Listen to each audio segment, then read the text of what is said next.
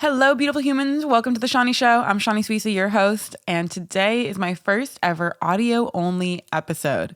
But before we get into the episode, a little message from our sponsor. Football is back, and BetOnline remains your number one source for all your football betting needs this season. You'll find the latest odds, matchup info, player news, and game trends. And as your continued source for all your sports wagering info, BetOnline features live betting, free contests, live scores, and giveaways all season long. Always the fastest and easiest way to bet all your favorite sports and events like MLB, MMA, tennis, boxing, and even golf. Head to betonline.ag to join and receive your 100% welcome bonus with your first deposit. Make sure you use the promo code BELIEVE to receive your rewards. That's BLEAV. BetOnline, where the game starts. That was a fucking good ad read, you guys. All right, that was quality. Now back to the episode.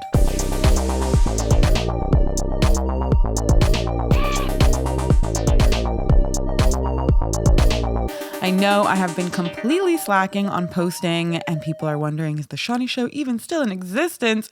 Yes, of course it is. This show is going on in perpetuity, okay? This means a lot to me. I love the Shanni Show, and I love everything I've been doing with it, but it has definitely been hard to keep up with, along with my full-time job, as well as a number of other projects that I'm actually pretty excited to tell you guys about that I have been working on. But one way that I feel like I can streamline production is getting out solo episodes that are audio only. I mean, audio is something that I can produce in just 5 seconds. It is so quick for me to do, and it requires really little effort, and also really little effort from my computer, which is low-key such a big deal with video work. People don't understand how long it takes to just render something off the computer, to upload it on my shitty ass Wi-Fi that stops midway, and then another 5 hours left on an upload for an episode. It's just like, it's so time consuming, and I don't know that I bring enough value video-wise to a solo episode. I think interviews will always stay video because I love seeing two people talk. I watch interviews all the time. Most of the interview podcasts that I consume are in the video format. I also have the YouTube Premium account, so I can exit the app and I can still listen to it. So I will say that any audio only episode I upload, I'll also still upload to YouTube, but it'll just be the audio. So I'll have some overlay on top of it, some image, whatever it is, with the audio, probably the show graphic at the end of the day. But it's still just significantly easier for me to do that than it would be to actually film everything. And the other plus of doing audio is I am sitting in my bed right now. I have a miniature setup of my entire studio. So the giant Focusrite audio interface that I use, I have a small 2-input one, the 2i2. If you guys are familiar with that, it is one of my favorite pieces of audio equipment actually ever. I think it's unbelievable.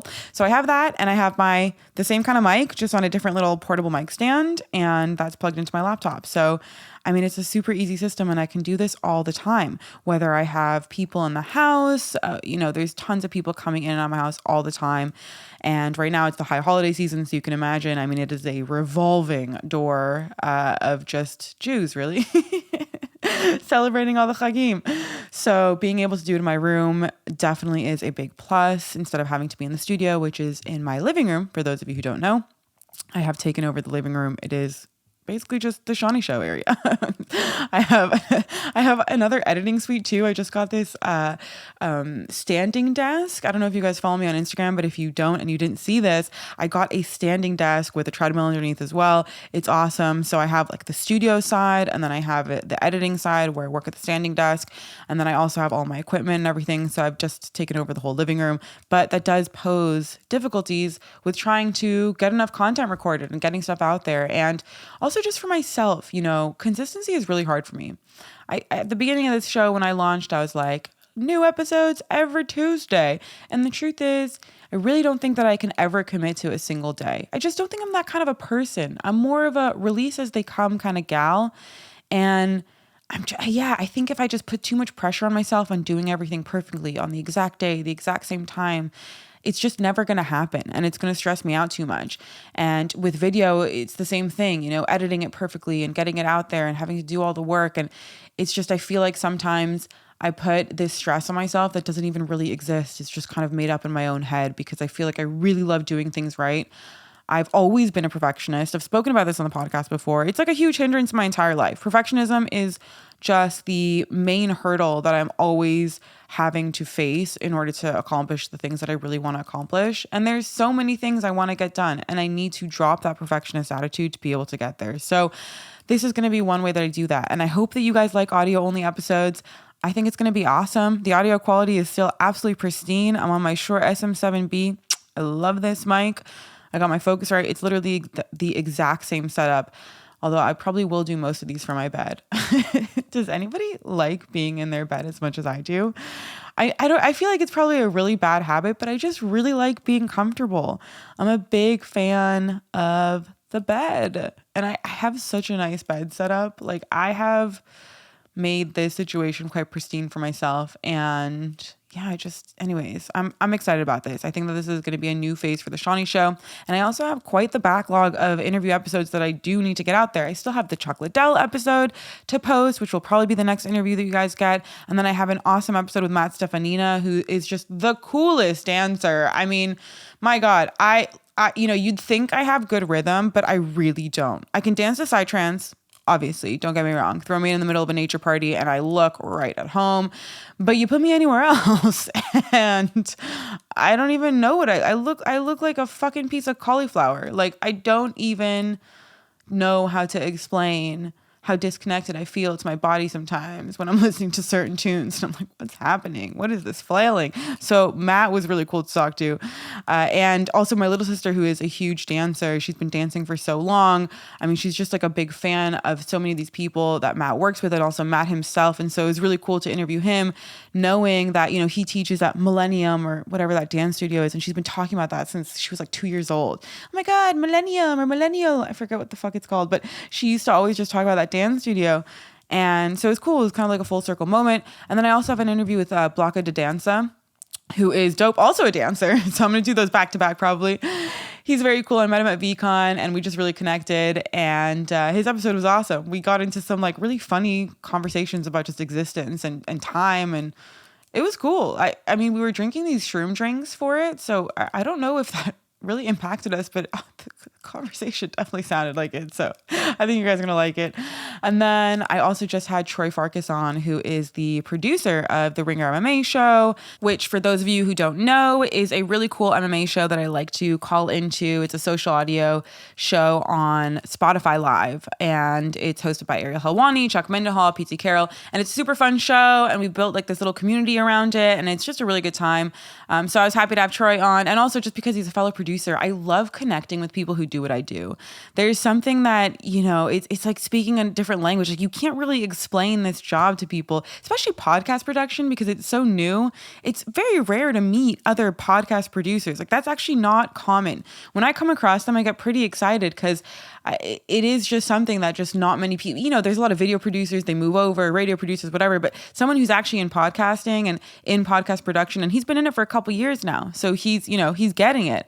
It's cool. It's cool to connect with people like that. So I was happy to have him on, and yeah, that's everybody in the bank right now. And then I will definitely have Lara on again, you guys. I know that the Laura Growie episode, I mean, that gave me a huge influx. It was incredible. I absolutely love the response to it. It's just been so wow to this is why I do this show, right? You do the show because you want people to, for one, actually listen, two, to get value from it, and three, for it to like resonate to the point of engagement, to the point where they're reaching out to discuss it. I always love that. That's one of my favorite things about the Saniac podcast, which was my old show about reality TV, where we covered MTV's The Challenge and some Survivor and Big Brother talk mixed in here and there.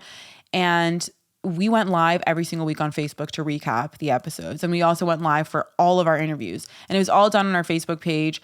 And the interactions that we would get live every single week was just phenomenal. And it's so fun. It's so fun to engage in that way. So when everybody was reaching out about the Laura episode, I just loved it. I just loved it. And I know it meant so much to Laura as well. She was coming out here, telling her story really for the first time ever, and putting it all out there. She spilled a lot of tea, and a lot of her story. And it was it was really powerful and it was awesome. And I know that it meant so much to her to see the response, and especially within the Muslim community and all of these Muslim women reaching out to her, in similar households and similar families that could really relate. I think that was really cool for her as well to see. So love that. And if you found me from TikTok, welcome. I am so happy to have you here. My TikTok fans now consist of either guys who are into my ass because of the jujitsu videos I post, or lesbians who really like the episode with Lara. So it's like a really funny, eclectic mix. Thank you so much, TikTok. That app is fucking hilarious to me. I wish I could be one of those people who just post like all the time. How do I get there, you guys? Is there some sort of magic trick? I don't know everyone stays so consistent on social. I find it shocking. It's like easy for me to post Instagram stories. I feel like the way that they've set that feature up is just so simple. I just wish I could streamline that process the same way that I feel about Instagram stories onto the actual like feeds. I just can't. I don't know. I don't know, you guys. And I've never actually been a poster. The fact that I even am on Instagram posting regularly and on Facebook and everything, I mean, I really like never used to do that. I used to post albums on Facebook, like photo albums here and there.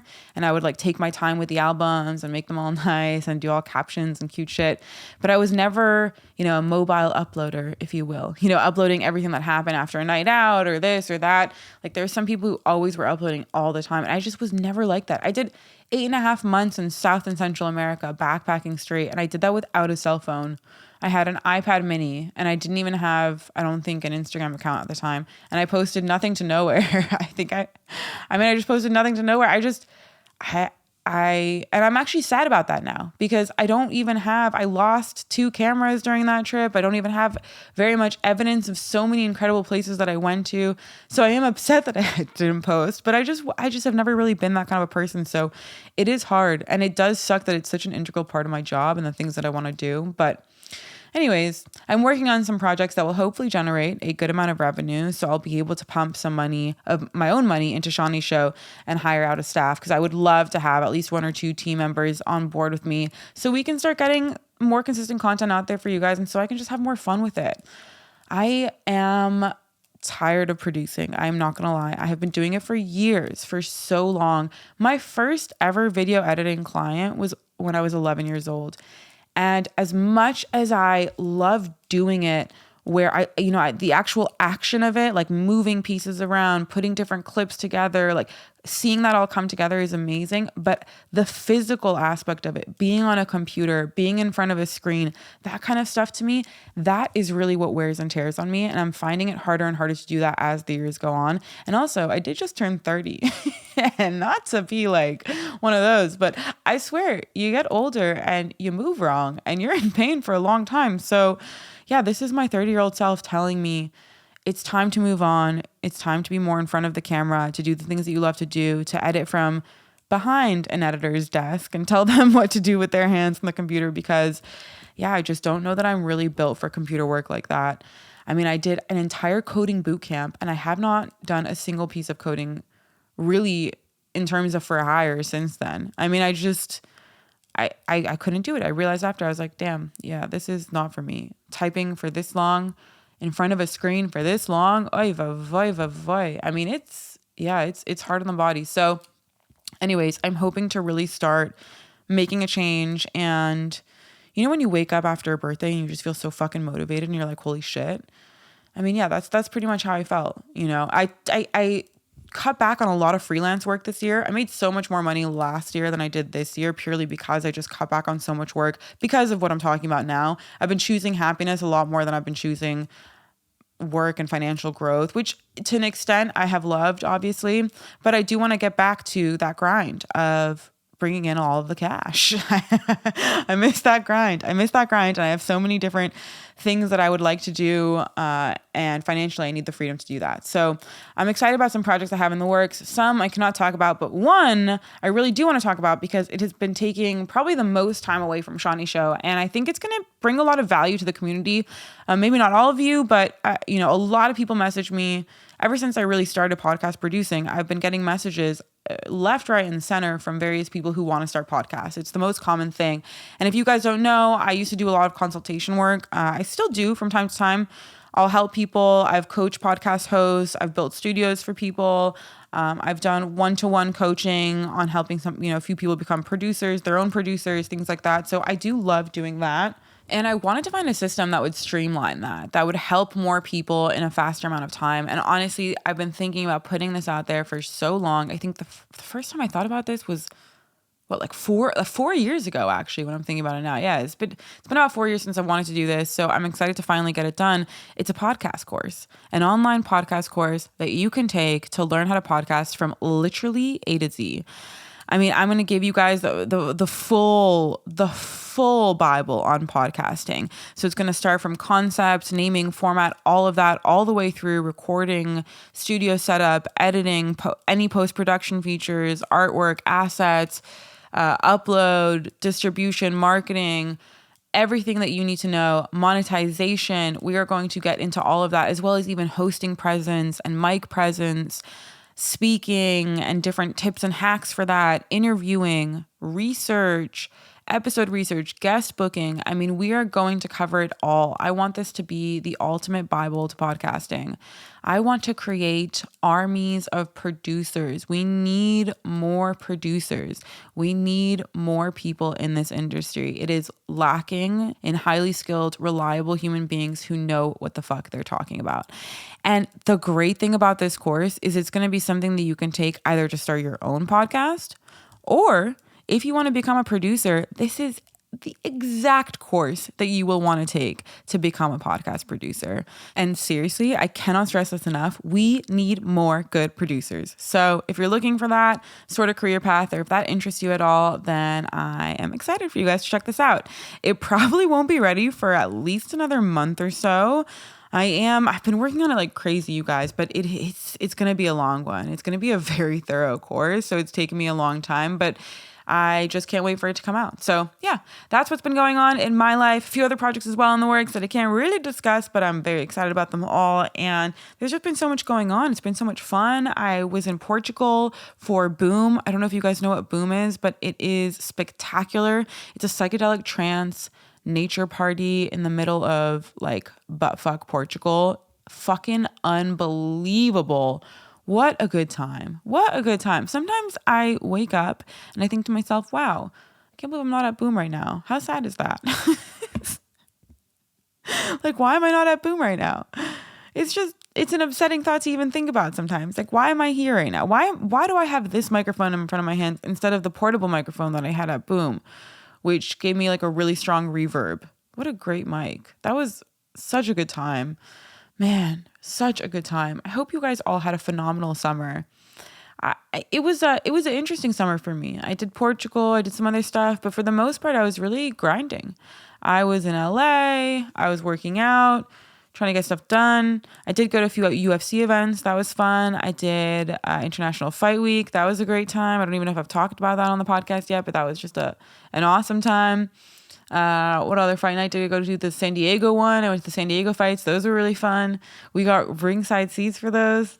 I love being bougie sometimes. It's so much fun. Like, I probably shouldn't spend however much I spent on those tickets, but you know when sometimes you just do and you think to yourself, well, it's done now. Like, like, you'll love it when you're there. So I guess it's just worth it at the end of the day. I've been choosing happiness a lot lately, you guys, as you can tell. Happiness has won over a lot of things. But the truth is, I think that there's a balance. What's that quote that I love so much, which is success is the ability to delay gratification. And the truth is, I've been choosing gratification. I've been choosing instant gratification. I have not been choosing the success. I have not been choosing to delay gratification because I just haven't really been in the mental space to be able to do that. And I think sometimes you have to figure out when you can do that and when you can't, when you have to sort of be more forgiving with yourself and be kinder to yourself. And oh my God, I forgot to even mention, one of the big things that happened was I stopped taking birth control, and it really messes with you. Ooh la la. I posted something about stopping birth control on my Instagram stories recently because I was breaking out. And I had just so many messages, so many replies to it from all of my friends talking about their experiences when they stopped birth control. They were like, oh my God, Sean, I relate to that so much. The same thing happened to me. I was exhausted, could barely move, so bloated, so tired. My period didn't come for a few months, breaking out like crazy. People go through a lot of symptoms: mood, depression, mood swings like crazy, anxiety. I mean, it's pretty intense. You don't realize what it does to your body while you're on it. You don't fully realize, let me say that, until you get off of it. Because when you get off of it, the symptoms are so insane. It's a pretty grueling process. So I have been trying to be a lot more forgiving with myself. I've probably gained 10 pounds. I've had to just be like, it's okay, Shanni. You'll be okay, Shanni. You're still hot as fuck, Shanni. There's been a lot of that going on in my head. And, it does help. Does help for sure. But I think being forgiving with yourself is also really important. It's, you have to have that balance, like I said. But I'm feeling great these days. I really feel like I'm getting back on track. I feel fucking amazing. I've been waking up. I've been going and working out. I've been getting in what I need to do. And I've been working on my projects pretty rigorously. Rigorously or vigorously? Both, honestly. I've been working on them rigorously. I need to put that on a shirt. I have. And so I'm really proud of myself for all of that. And I've definitely, maintained that.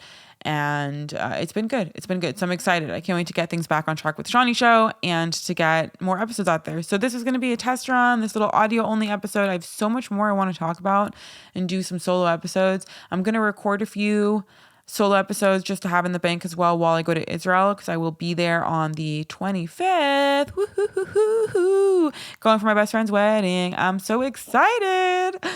Wow. Those people who you watched growing up and they were like, oh my God, all my friends are getting married and having babies and I'm still single. And you thought to yourself, oh my God, I'm never going to be that person. Yeah. Hi. Hi. It's that person. It's that person. But the craziest part of the whole thing is that I legitimately don't imagine myself doing that for so long. Like, I still feel like I'm 18 years old, and I don't know when I'm ever going to feel like I am growing up. Like, I need to start doing things like that with my life. But it's like, I just can't even fathom it. I don't know what it is. Does this make me a fuckboy? Because I feel like this makes me like a Leonardo DiCaprio, never wants to settle down. But the truth is, like, it's very stressful to even think about it. I mean, I would love to settle down at some point, but just the idea of how much I have to do in my life that I want to get done before I'm even in the headspace to want to focus on that and like properly date. Like, I know I need to date to be able to meet someone.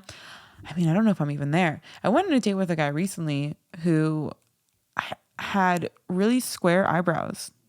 Couldn't stop staring at them. But he was really nice, but there was just no spark. And that seems to be the case for so many of the dates I go on. It's stressful. I don't know if other people have this sort of situation, but I hope at some point it changes. But yeah, man, who else feels 18 still? I really feel like I don't feel 18 in the sense of I feel so young and reckless, but I feel 18 in the sense of like, oh, I want to get married in 10 years. But I think that's probably just too old at this point. My grandma told me on my phone call for my birthday, she goes, if you try really hard, Shanni, you can get married and have a baby within a year. By this time next year, you can get married and you can have a baby. You can be giving birth. She's like, because if you get married in a couple weeks, then you can have a baby in 3 months. And then, or no, you can get pregnant in 3 months, then you can have a baby in 9 months. It's going to be a whole year by then. It's perfect. By this time next year, you could be married with a baby. And I was like, yeah, Mama, thank you so much for that advice. I really appreciate it. My cousin was on the line too. And she was cracking up. Oh my God. Oh yeah. Grandmas, don't they? But my grandma has also been telling me to get married since I was 12. So it's like, how do you take someone seriously like that? At a certain point, whoop-de-doody. What else do I want to talk about? Oh, all right, guys. I do want to mention just quickly, because I want to wrap this up. I want to keep this a shorter solo episode. I'm going to split it up. I might do some Okay, I'm back. I might do some. Should I cut that out or should I leave that? I might leave that. All right, I'm leaving that. We're going raw. So what I was going to say is I might do another episode on self-consciousness, because that came up with Troy, and I just thought it was so fascinating of a discussion. And I feel like I have so much more to say on the idea of not being self-conscious and getting rid of your insecurities and like dropping your inhibitions. And I would love to do an entire episode on that. So I think that will be my next solo episode.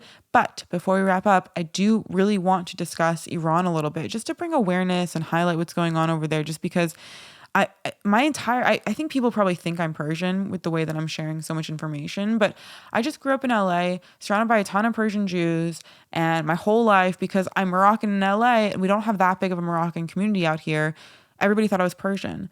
So I'm always being asked, are you Persian? Are you Persian? Are you Persian? All the Persians would call me, Shani June and da-da-da. And I definitely feel a connection to the community. And so for me, it's like, not only is that a factor, but I'm a huge proponent of women's rights around the world. I got so much fucking shit here for not going to the women's marches when they were happening, because I didn't want to support something that Linda Sarsour was the leader of. I'm sorry, but I'm not going to get behind an anti-Semite who I think is so corrupt beyond belief. There's just no way I'm marching in something that she is leading. And I mean, there was a few other problems with it as well, but the truth is, like, it just felt very one-sided. It felt very selfish, because the Women's March to me felt exclusive in terms of it only covered us females in America. And that to me was a problem, because when I look at women's issues across the globe, I see so many countries that have so many bigger problems for females that to me are like life and death problems, like female genital mutilation in parts of Africa. Do you know what I mean? I mean, I'm talking about women who literally can't go to school, who can't leave the house without permission for an escort after a certain hour from a male family member. I'm talking about women who don't have the right to a bank account, who can't get custody of their kids in divorces. Like, there are legitimate women's rights problems. And I'm not saying that, actually, let me take back the word legitimate, because I'm not saying that the problems that we have here in America are not legitimate. But I am saying that if we're going to fight for our right to do so what we want to do in America in terms of like just the amount of progress, what we're fighting for is so much more progressive. We are like leaps and bounds above. If we're going to do that and we're not going to be specifically including the women globally who really, really need our help, to me, that was like such a massive issue. And anytime I would bring up global women's issues to people that were talking about the Me Too movement or things happening here in America, especially during the Women's March time, like I would get so many defensive reactions, and it was so off-putting to me, and it made me really upset. And honestly, it just made me feel like I didn't want to be a part of that. I didn't want to be a part of the idea that I was going to go out there and not even think about the women who actually need us the most. And like that just upset me. And it was also just the response of it too. And I'm not someone who's like, oh, your problems don't matter because other people have it worse. Of course, we need to make progress here as well. I'm not saying that we don't. That's for sure, right? And everything that's happened lately with abortion and things like that. Listen, I'm with you guys, okay? But my issue was that I just felt upset with how the conversations were going with the people that I felt were huge proponents of the women's marches here, my friends and things like that. When I would bring up global women's issues, I just was not a fan of the response. I didn't appreciate it. And I didn't appreciate the lack of education that people had on global women's issues. Because I just think that if we're going to fight for us as a people, we should fight for all of us as a people, not just for some of us, not just for the ones in Western countries. And, it grinded my gears. It really did. And then, of course, top it all off with Linda Sarsour and some other just very iffy leaders of this movement that I felt were, I didn't want to support that at all. That was just so upsetting. And then top it all off with a lot of the anti-Semitism that came from so much of these progressive movements. And the Women's March especially. I mean, people were walking with Magen Davids and Israeli flags and things like that, and they would be shunned. They'd be told to leave. Like, fuck off. I mean, that was the entire purpose of Zionist, the organization, was that they wanted to be able to be openly Zionistic in progressive spaces.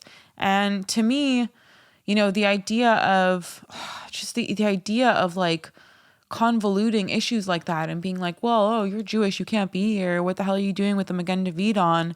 Like, get out of here. Like, get the fuck out of here. Get out of here. That's not real.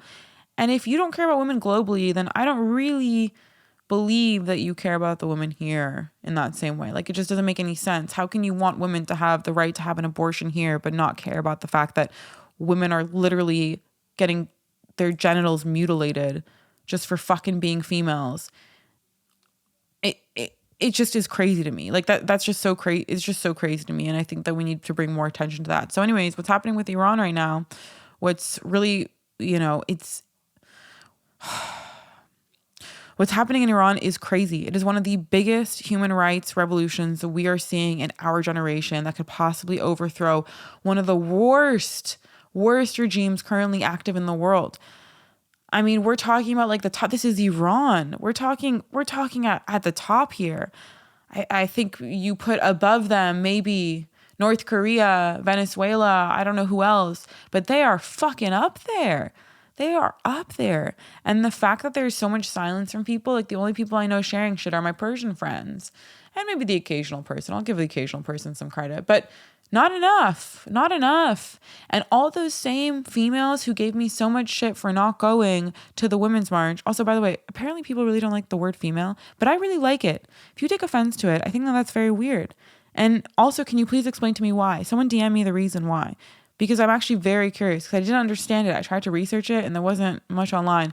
And I'm so curious about why some people are upset with the use of that word. Like I like it. I prefer it to well, actually, I don't even mind any of the words. I like ladies, I like women, I like females. I like all the words. But females is cool. In some contexts, I feel like it sounds good. So anyways, all the same people who gave me so much shit for not going to the women's marches are not sharing what's happening in Iran right now. Like, they're just not. You wore a pink hat a few years ago, but now you're not even giving a shit about the women who are like literally dying just for showing their hair. Could you imagine dying for showing your hair? Could you imagine dying for showing your hair? Could you? Like, I fucking couldn't. That's crazy. That's so insane. And that's what's happening. Like, that's what's happened. That's insane. That's so insane. It's so beyond insane. It's incomprehensible. It's something that I can't even fathom living in a world like that. I'm not someone who does well with authority. I've never done well with authority. I would have been killed as a child. Well, I'm also Jewish, so I would have been killed before I was even born, really, in Iran. I wouldn't have got here. But, seriously, I would be so in an utter state of misery living under a regime like that. Oh, God. And terrified, too, because I love life. I'm really scared of death. Like, low-key, I'm not a fan of the idea of dying. I've always wanted to be a vampire because I always thought it was so cool that they got to live through different eras in history. That is so cool. I would love to have lived through eras in history. I would love to be immortal. So I would also be scared shitless day in and day out, likely going through a multitude of panic attacks. I probably wouldn't even leave my house at that point. I just can't even fathom dying for showing your hair. And, it's just annoying to me. Not because this is even really the what matters is the fact that like these random people aren't sharing posts or whatever, but it's just annoying. It's just annoying that there's not more solidarity, that there's not more. Like, I think that there should be more. All these women who are leading such a big cause here should also be talking about this. This should be on the front of everyone's mind constantly. We should be helping. And the biggest issue that's so annoying is that it's like America is so complicit in what's happening over there. So even if we do talk about it and we do all of this, it's like, what's the chance that our government's actually going to give a shit and help them? None. Because they're so complicit in it and they want it to keep going because they want this whole oil situation. My head is honestly going to explode about it. But anyways, I really hope you guys are getting educated about it. I hope you guys are following the news about it. And I hope that you are just sharing at least one piece of content about what's going on there. And with that, I shall wrap my first ever audio only solo episode, which I will be uploading ASAP for you guys to have in the morning. And yeah, hopefully I will start getting some interviews out there as well in the coming weeks and more solo episodes like this, more audio onlys. If you guys are upset with it being audio only, please let me know. Let me know if you really want video because if you really want video and you let me know after that entire spiel that I just gave, but how much that shit stresses me out, I will fucking block you. No, I'm kidding. I will block you. But yeah, let me know anyways, because engagement, you know? Let's help the algorithm. Let's drop comments on my shit.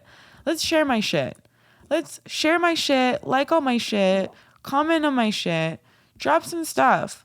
Let's shit the shit with all the shit and all the algorithm shit. You know what I mean? Like, help a sister out. I beg of you. I just want a little bit of support. Let's make the Shanni Show blow up so that way I can get money faster, so that way I can get a team faster, so I can produce more content faster. So hopefully I can slow down and talk slower, because honestly, sometimes I think I talk too faster. And that's the outro for this episode. Follow me on all social media platforms at Shanni Suissa and at Shanni Show everywhere except for TikTok. Woo! No, but at Shanni Suissa at TikTok. At Shanni Suissa at TikTok. Just not at Shanni Show. If you're new here, that's an inside joke. You should listen to more episodes and you'll find out what it's all about. All right. Thanks, guys.